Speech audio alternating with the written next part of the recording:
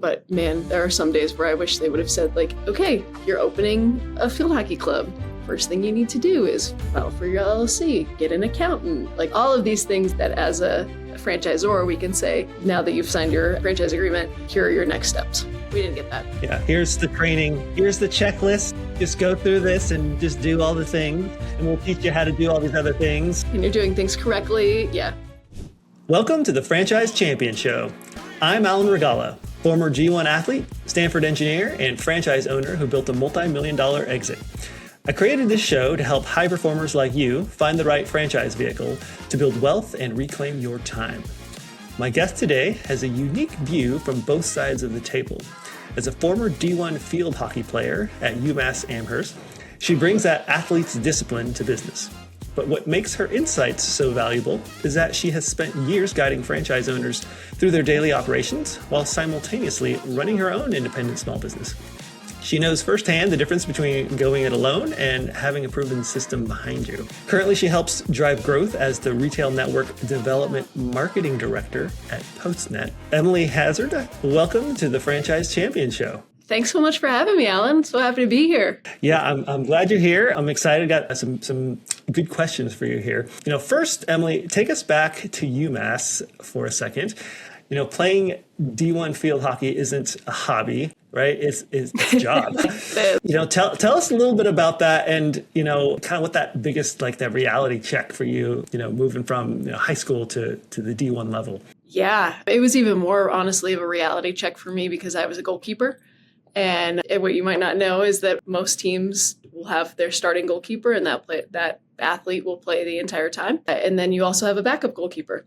And so for the first 3 years of my career at UMass, I actually sat the bench and played 30 minutes in 3 years. So wow. I learned a lot about what it means to be like a good teammate and find your worth in other things than what you do on the field. But aside from that, like I loved every moment of being a student athlete. It was so much fun. And I have the best friends that I could ever ask for. You already said that I own a club, the small business outside of my current full-time job, and I do. With one of my teammates, it's just the best way to meet people and build those really lifelong connections. So I loved my time at UMass.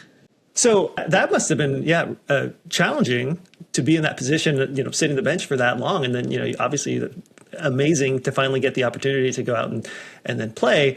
How'd you do that? Yeah, good question. It's kind of funny because when you finally get on the field, you're like, it's going to be this big behemoth of a thing. And we work it up so much in our minds that, we're playing different people or that the people that you're playing that aren't on your team are so much better. And the fact of the matter is the first time I got on the field, I was surrounded by great teammates and they made my life a lot easier. And then I realized that I had been doing this every day for 3 years, that I was well equipped to be on the field. I actually loved it so much that I wound up taking my 5th year. So I graduated early, which was funny, and graduated in the fall of 2016 and then decided I wanted to take my 5th year very late and came back for another year and did some grad school. So just funny how life works out. But yeah, one of those just got to kind of like keep your mind going and be ready for whenever they need you. Yeah. I mean, I think that does speak a lot about what you said, which is just learning how to be a team player. I mean, to be a part of the team and cheering everyone else on. And even though you weren't, the main, I guess the main person out there, doing the work, you were out there still supporting and cheering people on and still doing all the workouts and the practices and everything else. And yeah, that's definitely a team player right there. It's honestly like one of the best things I learned from being a student athlete, because not everyone's going to be the one that is the face of whatever project you're working on in the business world or the CEO of a company. There are so many team players and role players that are just as important. And so for me as an athlete, I learned that really early on, that my role really mattered in the overall success of the team, but I might not always get the glory for it. And that's okay. I think actually that's a lot like being a leader in business, in a franchise where, I think for a lot of people when they're thinking about getting into a business and own a business, and they're kind of the star in the show that, hey, they're the one that's, doing this. They're the entrepreneur. They're taking the leap.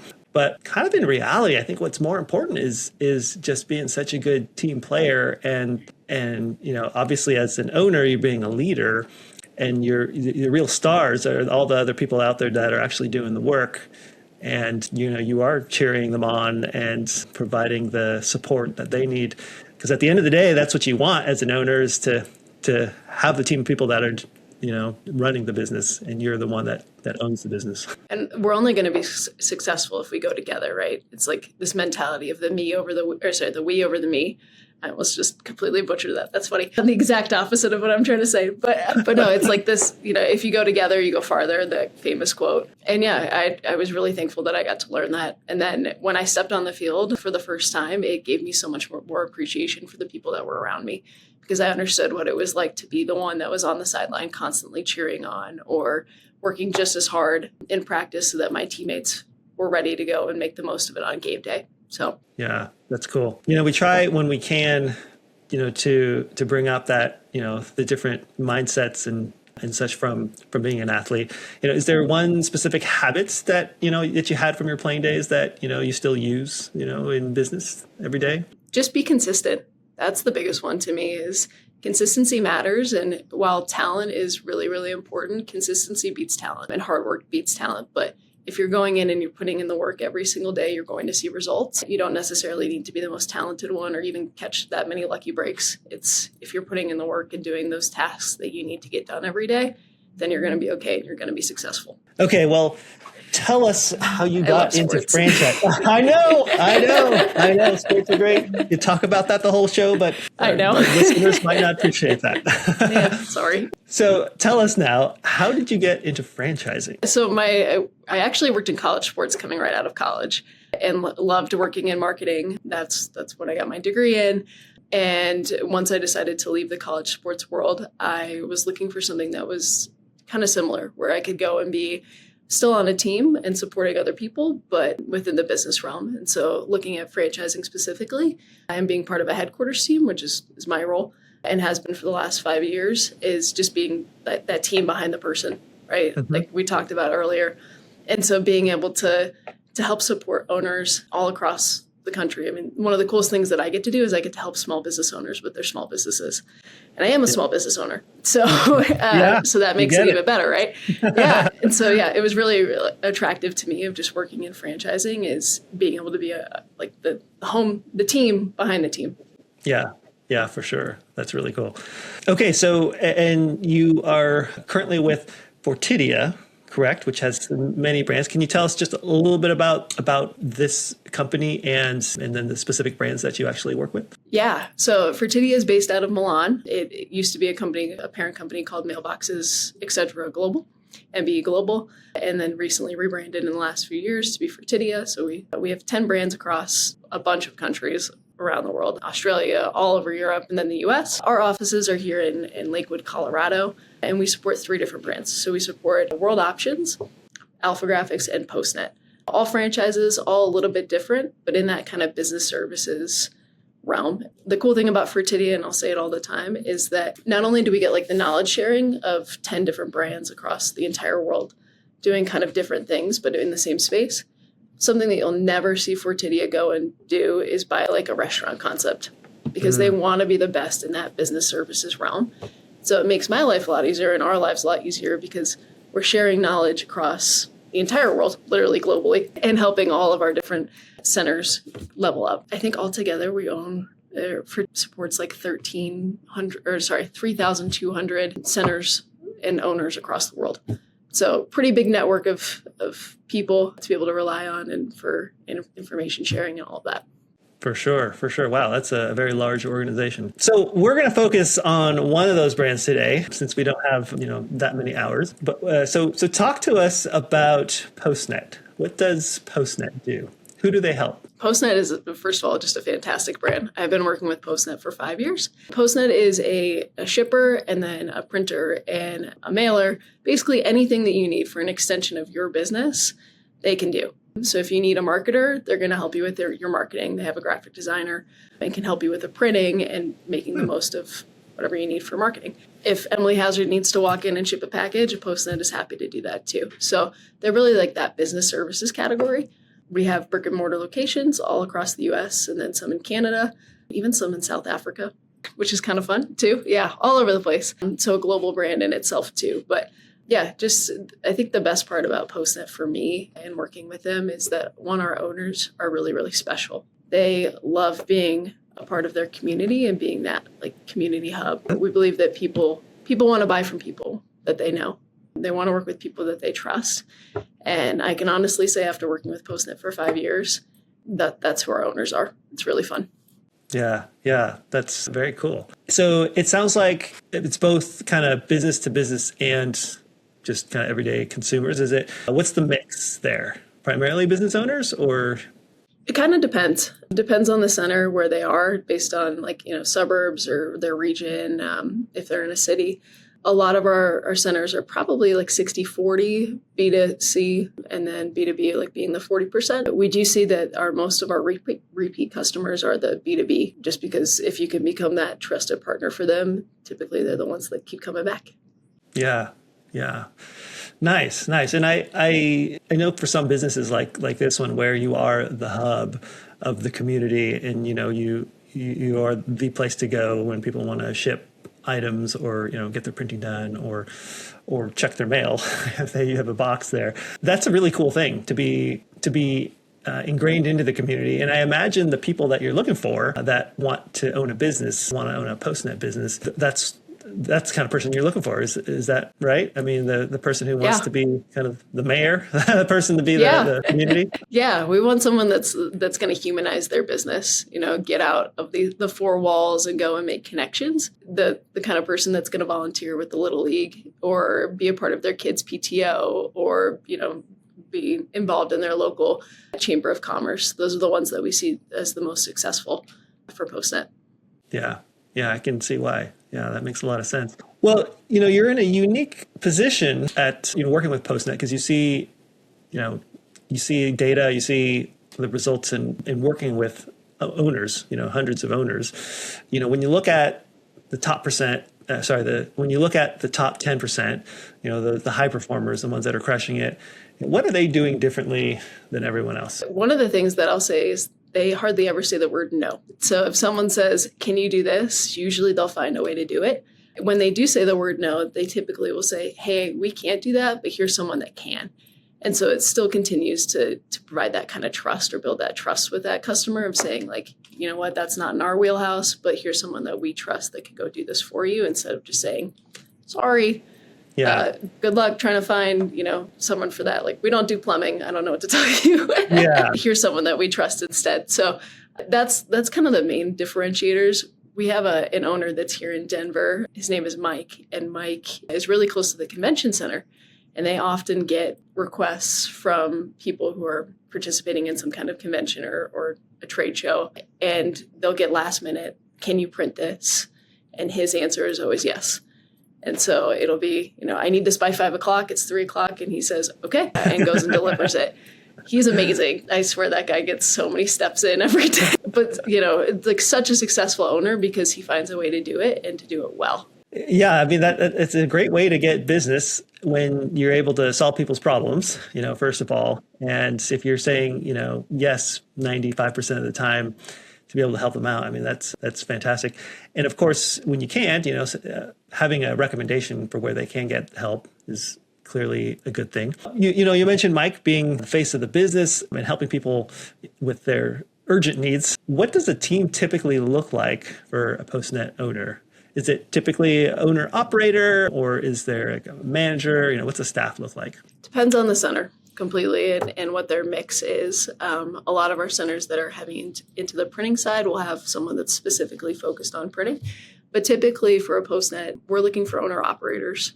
Again, we believe people want to do business with people that they know or that they see. And so we're always looking for owner operators and we see them being successful most of the time. And then typically from there, just a couple of employees. Some of our multi-unit owners will have center managers that they trust, which makes sense. They can't be the ones that are in the multiple centers every day, but they still have a really great pulse on what's going on in all of their different centers and then put people into places that they trust. Yeah, but most of the center managers are people that have come up from just other roles within PostNet. And so they might have started off as someone that's just behind the counter. And then, hopefully that owner sees them or as someone that has some leadership qualities and can promote them into a center manager role. So our centers are typically pretty small and not a ton of overhead in terms of employees, but yeah. How big is a typical center? I want to say 1,200 square feet is what we're looking for. Sometimes you can get a fair amount of packages in there before some of the carriers come and pick them up. So got to have some extra room or for like printing presses and things like that. Got it. Okay, cool. So it sounds like you're primarily looking for owner operators to, get in there, be the face of the business, run the business.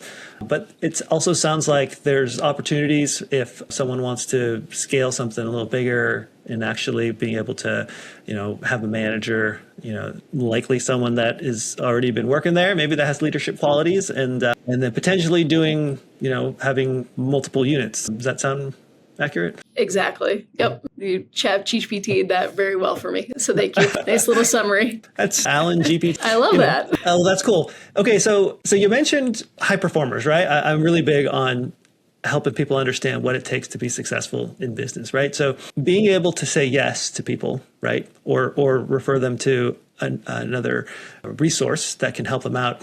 What else do you see from successful owners of PostNet? A commitment to quality is another big one. And so they're willing to, if it's not up to their standards, they're going to do it again for a project, especially in the printing. Well, I don't know how much you know about printing, but color is a big thing. Not a lot. Yeah, color is really difficult. Like it is hard to get the same color over and over and over again. And you have to be really cognizant of your printers in order to make sure that the same color is coming out every single time. And so our high performers are committed to making sure that the quality is there as much as possible, and that if you order something one day and then you reorder it 6 months, that it's going to look the exact same every single time. And sometimes those changes are small or like hard to notice, but for printers, it's it's pretty glaring. And so our high performers are always committed to quality, and then I would say that they're committed to like the customer service side too. And so being that, again, face of the business and not being okay when something goes wrong, like always trying their best to make sure that they're fixing problems or being proactive about problems, because it's going to happen, right? You're going to get a negative review at some point. And so going that extra mile for a customer and making sure that you kind of save your reputation or yeah. I want to take a quick pause here to talk about finding the right path. Most of the people listening to the show are in the same boat. You've had a successful corporate career, you have the capital to invest, but you're stuck on the most important question. What's the right vehicle for me? There are thousands of franchise concepts out there, and trying to filter through them is overwhelming. That's exactly where I come in. I help corporate professionals cut through the noise to find a path to financial and time freedom without the guesswork. My job is to help you discover if franchising makes sense, and if it does, match you with the perfect fit. And the best part, my service is 100% free. If you're done with the corporate grind and want a clear game plan for your exit, let's talk. You can book a 15-minute intro call using the link in the show notes, or head over to athletetoowner.com/ready. We'll look at your goals, your capital, and find the business that actually serves your life. All right, let's get back to the show. What I found is, you're exactly right. Like, issues always come up at some point, right? I mean, you can have, 90% of clients, everything goes right. And then, 5% of the time or whatever the percentage, something will go wrong at some point, right? So going in ahead of time, knowing that that's just the nature of things, but it's, all about how you handle those problems and how you handle the issues with those clients. And I love that what you said, commitment to customer service and getting it right. At the end of the day, calling. And sometimes it's just a matter of listening, to the customer to understand what they went through. And sometimes you don't even necessarily need to fix anything. They just happen to have an experience. And sometimes it's, sorry, my employee maybe had a bad day. I apologize, and just allowing them to speak what happened and listen and to, sorry that this happened and sorry for your experience, but we're going to try to do better. Can oftentimes cure those situations. And I mean, it happens in regular small businesses. It happens in franchises. It happens all the time. We can't be perfect. As much as we try to be, we can't be perfect every moment of every day. And sometimes things are going to happen. You're going to get a flat tire on your way to work or something's going to happen, or you just can't even control how that person that walks in is doing either. And so something might rub them the wrong way too. But if you can manage your reputation on the other side, that's really, really important in a way that feels obviously authentic and proactive and all of that. Yeah. Yeah. So most of our listeners are, maybe they're working in the corporate world or they were recently. And, some of them are terrified of doing the marketing piece, on their own. Maybe they don't have any experience with marketing. Maybe they're in engineering or, finance or whatever else. Since you basically run marketing at the headquarter level, how much of the burden does the franchise owner actually take on their plate? Or how much of that burden is up to the franchisee versus what the franchisor will provide? Yeah. So first of all, you just made a very good case for franchising right there. So join a franchise. They're great because you don't need to know everything. You don't need to be the jack of all trades. That's why you have a headquarters team behind you to help support with things like marketing or even finance operations. But for us here at PostNet and just for Tidia in the US as a whole, the split is that the HQ side is responsible for brand awareness. So growing the brand as a whole, right, across the national presence and trying to make PostNet or Alpha Graphics World Options, in our case, that household name. And then we rely on our owners to do their local marketing. We give them things like assets or videos, social media guidance to be able to help with that and give them kind of guidelines. Again, we don't expect you to know, how to do it, but we truly believe that you're your best advocate. Again, I'm going to say this probably way too many times, but people want to do business with people that they know. And while Emily Hazard's great, she's out in Colorado and can't be that personal connection for someone that lives out in New York or lives out in California. The other thing about a headquarters versus a local center is that anytime we write content, it has to be for all of our centers. It's very hard to write for over 200 centers across the US and Canada, specific content, and know what we're talking about, right? Without using the T. And so we rely on our owners to be able to be that connection for people and do their local marketing. And then also to know like what's in their area that might be an area of opportunity. We have an owner that's out in California. Her name's Katie. And Katie has really great success with radio ads. Crazy. I know. Wow. Absolutely Radio. Crazy. Yeah. Yep. Yeah. And she gets a bunch of customers that come in because they run radio ads. We have other owners that doesn't work for them.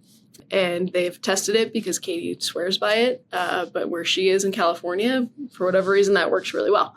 So being able to be that person in your local area to say, hey, this might be an opportunity for me to go out and market. And that could be something as simple as sponsoring a banner at a high school game. Like those are opportunities that you could see, but that we might not see here at headquarters. So yeah, that's a very long-winded way of answering your question, but really that kind of brand awareness versus the local connection. Yeah. Yeah. And that was the same experience I had with my franchise, Shelp Junie. The home office was providing kind of that brand awareness, providing the assets for all of the ads and things that I would end up doing locally, social media posts and things like that. And, what I found was helpful was that they would provide the guidance on what local marketing to do based on what others in the system have done and have had success with, like, certain direct mail pieces, or is it radio, or don't do radio, or don't do this or that, providing the guidance of the things that work and don't work, at least in other markets. But at the end of the day, it was up to me, it was up to the local franchisee to go out and try things and figure out what's going to make it work at the end of the day. Does that sound right? It does. And I will add too that a couple of years ago, we came out with a center marketing calendar. So it's kind of like that hygiene side of marketing, And so it gives our owners like a monthly repeatable list of things that they should be doing every week. And so whether that's like, hey, you should be posting two to three times on social media this week. You should send out an email if there's any upcoming holidays that you might be closed. You should update your Google business profile. Just repeatable things like that. Maybe consider sending an EDDM if you're going to be running a sale here in the next few weeks. And then they can take that. Every door direct mail? Every door direct mail. Yep. Hey, some people swear by it too. I don't know. Another touch point, right? And in marketing, it takes at least 8 touch points. Now they say it takes even more in order to get someone to actually make that buying decision too. And so our job is to help them get as many touch points as possible that make sense. And the more of those that we can do too that are free is helpful. as well, or just organic. This way they don't have to spend thousands of dollars in order to get customers.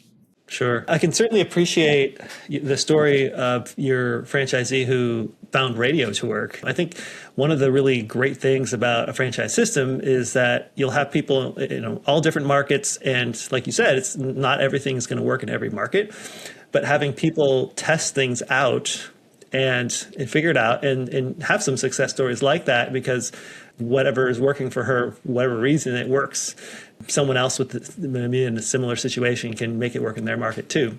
I found that for me, it was, radio, I was told did not work. And, I ended up trying it in different ways and I got it to work kind of in one way, but it just, the ROI really didn't make sense. So I stopped. And, we also had tried TV, at one point when I first bought the franchise, and there was really not a lot of success there. It was very high cost as well. But it turns out, years later, I would try it out just in a different way, and not just, the standard 30-second commercials. We would try some different ways of doing it and ended up getting it to work very well.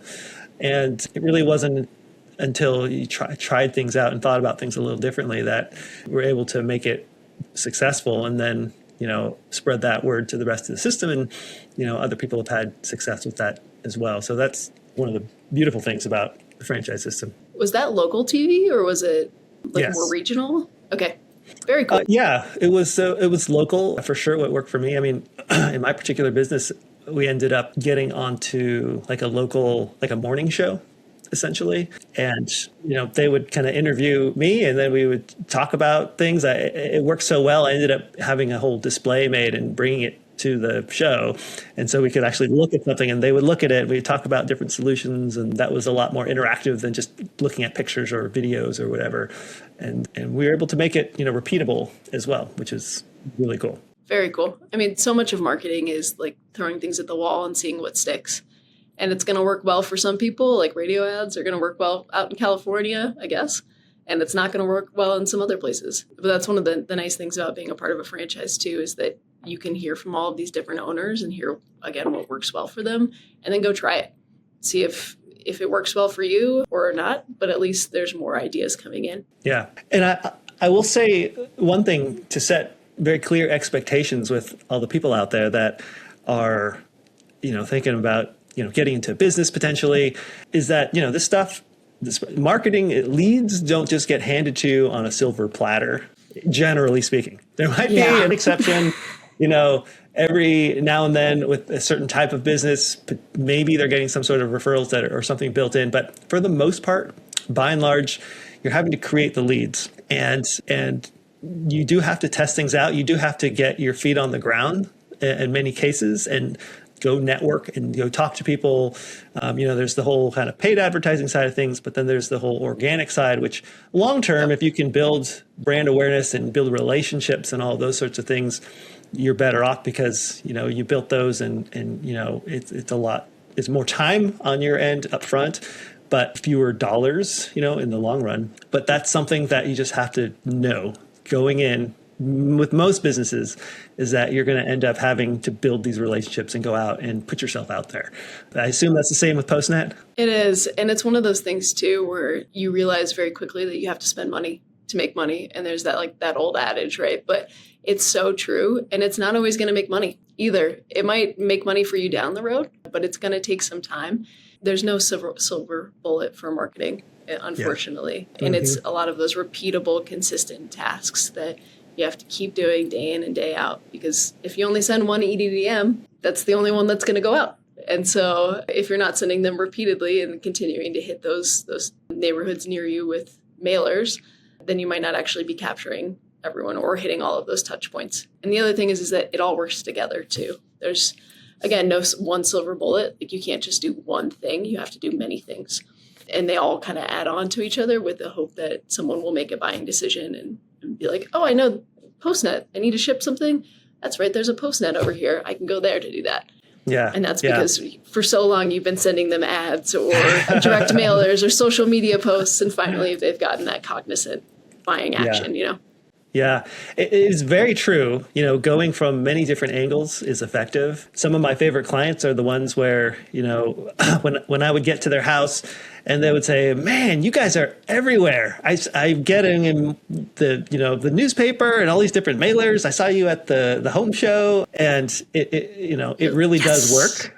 Yeah, exactly. Like, yes, even though they didn't call you because of this one, piece of this one mailer. That was all part of the equation. That was all one of the things that added up to them finally calling. So, you obviously you want to spend money on the things that work, but you not spend money on things that don't work, but you really have to put the money in at the beginning to figure out what those things are. And you got to give it time too. It can't just be once. And if it doesn't work once, then you throw it out. It's got to be a couple of times, especially if you're running something like Google Ads. Most ads take at least 3 months in order for Google to actually learn how to best serve your ad. And a lot of times people will lose traction after a month and a half because they're not getting the return that they want. And so you just have to, again, be consistent with it as much as possible. Yeah, for sure. So, PostNet owners have this incredible safety net, right? They have this safety net of the franchisor and all the support that comes around with having a franchise business. But you run a business that you are the safety net, right? Let's talk about this field hockey club. Yeah, I'm busy. So I'm pretty busy. No, in 2023, a teammate and I, her name is Katie, we decided that there was an opportunity out here in Colorado to help grow the game as much as possible. Field hockey gave so much to the two of us, including our friendship. And we decided to start a passion project of our own field hockey club. So it's called Rocky Mountain Field Hockey Club. We initially started with about 20 high schoolers that had nowhere else to go and play and wanted to travel, and we wanted to give them that opportunity. So it started off as a passion project. It is still a passion project. But one of the things I learned very early on is that even a passion project of a small business is still a small business. Yeah. And so you've got to do the marketing, you've got to do all of the accounting, which is out of my wheelhouse, and you've got to be that advocate for your business. So we have now since grown to kindergarten through 12th grade. We've got at least 20, we call them pebbles, 20 pebbles in our Rocky Mountain Field Hockey Club. Those are the kiddos, little kiddos. And then we've got middle schoolers and high schoolers. Yeah, the marketing brain, Pebbles. Yes. But it's what started off as like a passion project for the two of us. Not only is something that I absolutely love doing and being a part of because we are growing the game here out in Colorado, but honestly, it gave me so much more respect for what I do with our franchisees every day and what they do every day here at PostNet, because while that's a passion project for me, I just understand that that these businesses are passion projects for them too, and they are their livelihoods. And so it's added that extra, kind of layer of importance onto what I do every day in trying to recruit more franchisees into our brands and understanding how important it is for fit and how important it is that we as a franchisor are helping them be successful every day. Yeah. That's great. That's really cool. Yeah, it's really neat that you get to see both sides of that, and I'm sure you see the benefits of a franchise, owning a business that is not one. Yes, that I do. Yeah. Having seen both sides, I guess what aspects would you say then? What aspects of franchising would you say are a really big benefit that you wish you had as an independent owner? The biggest one would have been the framework of how to start in the beginning, because we sat on the floor of my apartment and said, this is something that we're going to do, and filed for an LLC. And then we were like, done, not knowing that was not the case. I've learned a lot since then. But it would have been really nice to have that framework to be successful from the beginning and knowing that that business model is already proven. We're one of only, I guess now 3 clubs. There's another one that's down in the Springs, but at the time there were only 2 out here in Colorado. And so we only had one other club to be able to ask questions for. And technically they were our competitor. So it was a lot of calling people and friends all around the country and asking how do we do this? We don't know what we're doing. And so if we would have had that kind of playbook in the beginning, I think we would have been even off to a better start than we are. But man, there are some days where I wish they would have said okay, you're opening a field hockey club. First thing you need to do is file for your LLC, get an accountant, all of these things that that as a franchisor, we can say, now that you've signed your FDD, or sorry, not your FDD, your franchise agreement, we can, here are your next steps. Yeah. Yeah. We Here's didn't the get that. training. Here's the checklist. Just go through this and just do all the things. And you're doing things we'll correctly. teach you how to do all these other things. Yeah. I mean, bless our accountant's heart. She was probably like, oh my gosh, these two. But yeah, it's been a lot of fun. Sports are such a big part of my life, and being able to incorporate that as a small business owner and do that on the side of also working in business is really, really great and really rewarding. Yeah, I can imagine. I mean, those are some lucky pebbles that you have in your organization. They're pretty cute. Kind of like herding cats, but they're pretty cute. Yeah. So tell me just a little bit more about, within your club, how that operates when you have your kiddos in. Is this teaching how to play the sport? Are they training to play competitively? Are they playing against other clubs? Like, how does this work? Yeah, so we do training throughout the year. So I'm also a high school coach during the fall, so we don't do a ton during the fall, but we do training throughout the year, and then we attend some different travel tournaments across the country. We do some playing days with the other two clubs that are here as well. But most of what we do is just helping kids become better outside of their high school season. Field hockey is a fall sport, so it's August through November. And a lot of kids want to continue playing, but there's just, again, that many opportunities. So our goal is to make it affordable, because club sports have gotten crazy expensive these days. Yes. Affordable, and accessible. If a kid really wants to go play in college, we want to help them do that, or we just don't want them to ever stop playing sports, because sports are so great. So, especially field hockey. So, we do training. To answer your question, actually, we do training at least once or twice a week for most of the school year, some over the summer, and then a couple of different travel tournaments. Nice. That's really cool. I'm sure it is, having kids that have been, playing in competitively with softball, it can be expensive for sure. And it's very rewarding though for them to grow in that manner, to be able to develop in a sport that they really enjoy. And they're learning lots of life skills through the sport, which is amazing. I mean, I think it's one of the best things to prepare you within, or at least on some training wheels before you go off into the real world. People that play sports get the chance to be consistent. They get the chance to work hard, to face failure without having to worry about, major consequences, to learn how to succeed on a team. I mean, there's so many things that you can take from sports and move into the real world. Yeah. Well, that's, literally the theme of my business, athlete to owner. Honestly, if I could pick just a couple of those things, what you say, grit, just knowing that, failure is part of the process, right?